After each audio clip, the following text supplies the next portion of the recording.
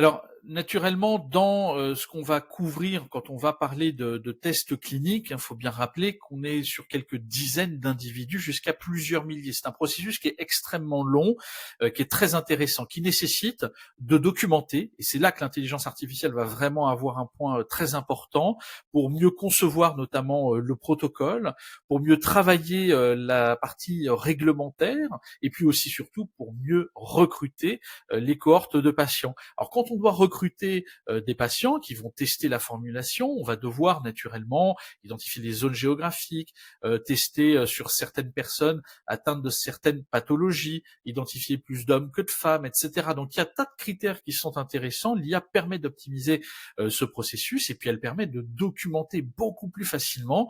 Et ça, c'est quelque chose qui est intéressant. Et au-delà de la documentation, l'impact véritable de l'IA aussi, c'est d'optimiser ce qu'on appelle le taux d'observance et d'être en mesure finalement, grâce à l'intelligence artificielle, de mieux observer tout ce qui se passe et d'être en mesure de mieux comprendre sur plus de 80% ou 50 ou 70, après on met la variation où on en a besoin, l'ensemble des symptômes bien identifiés, bien documentés pour optimiser tout ce processus grâce à l'IA et que ça aille naturellement plus vite.